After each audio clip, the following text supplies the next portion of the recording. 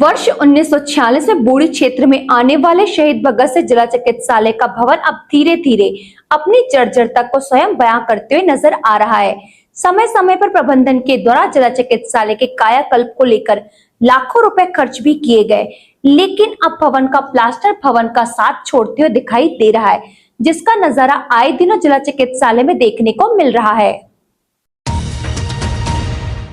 एक जानकारी के अनुसार बीते कुछ दिनों से जिले में भारी वर्षा के दौरान जिला चिकित्सालय के कई महत्वपूर्ण वार्डों के प्लास्टर धराशायी होकर गिर पड़े, जिसको लेकर जिला चिकित्सालय में तात्कालिक व्यवस्था तो कर दी, लेकिन यह व्यवस्था नाकाफी दिखाई दे रही है।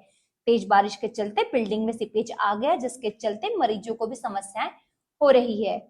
बीते कुछ दिनों पूर्व पैथोलॉजी लैब में एक हादसा घटित हुआ था, जिसके बाद 3 सितंबर को मेडिकल वार्ड में भी छत की प्लास्टर का एक छोटा सा टुकड़ा नीचे आ गिरा। गनीमत यह रही कि जिस स्थान पर यह हादसा हुआ उस दौरान यहां अधिक मरीज मौजूद नहीं थे, अन्यथा एक बड़ी दुर्घटना घटित हो सकती थी। जिला चिकित्सालय भवन की जर्जरता को लेकर 3 सितंबर को एसडीएम गोपाल सोनी ने चिकित्सालय भवन की जर्जरता का अवलोकन किया, जहां एसडीएम गोपाल सोनी ने पूरे ही चिकित्सालय को जर्जर हालात में बताया। जिला चिकित्सालय के सिविल सर्जन डॉक्टर नीला जैन की माने तो जिला चिकित्सालय के भवन का निर्माण हुए कई वर्ष बीत चुके, निश्चित ही भवन कई बार सुधार करने की कोशिश की गई है। लेकिन यह काफी जर्जर हो चुके, जिसका अवलोकन इंजीनियर भी कर चुके हैं।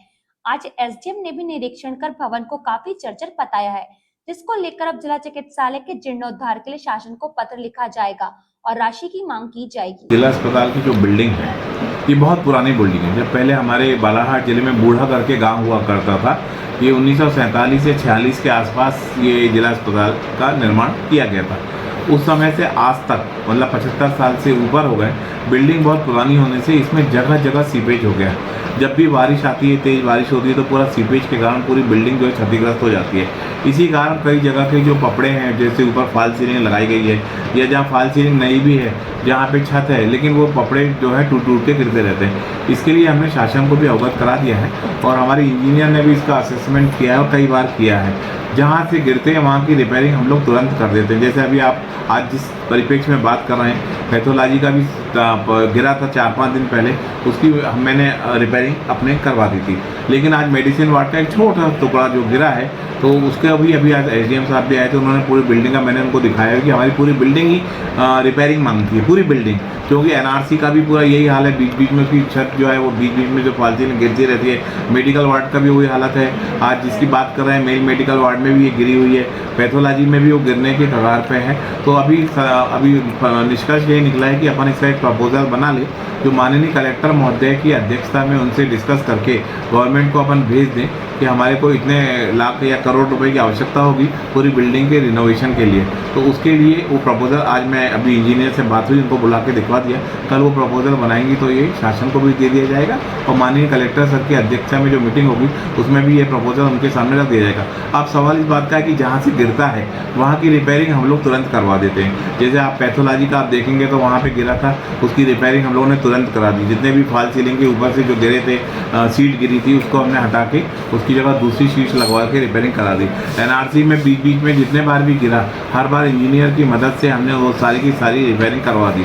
अब जो भी गिरा है, जैसे आज मेडिकल वार्ड का जो गिरा पोर्शन, बहुत छोटा पोर्शन, हालांकि वो जर्रा सा है, मतलब उसके लिए हम नापेंगे तो मुश्किल से वो मतलब 1 फीट का गुणित 1 फीट भी नहीं होगा। लेकिन अब चूंकि गिरा है तो उसकी भी रिपेयरिंग हम लोग अपने जो मापदंड है उनके अनुसार करवा देंगे। और भविष्य में कोशिश यही करेंगे कि पहली चीज़ तो बिल्डिंग का पूरा रिनोवेशन का हम लोग गवर्नमेंट ऑफ मध्य प्रदेश को लिखेंगे, शासन को, और उसके अलावा जहाँ भी गिरता है हमारे लेवल पे जितना जितना बन सकेगा माननीय कलेक्टर महोदय के निर्देशानुसार और उनके मतलब जो भी उनकी देखरेख में हम ये सारा काम बखूबी करवाते करेंगे। तो क्या लगता है सर, कितनी लागत लगेगी फिर भी इसके निर्माण? देखिए, इंजीनियर से लागत का पूछा गया था तो लागत उन्होंने रफ एक एस्टीमेट बताया था कि लगभग इसमें 1 करोड़ रुपए का लागत आने की संभावना है। क्योंकि जहाँ जहाँ अपन एक पोर्शन की रिपेयरिंग नहीं कर सकते। यदि हमने जैसे मेडिकल वार्ड में रिपेयरिंग की तो हमें पूरा वार्ड खाली कराना पड़ेगा और पूरे मेडिकल वार्ड की एक साथ रिपेयरिंग होगी।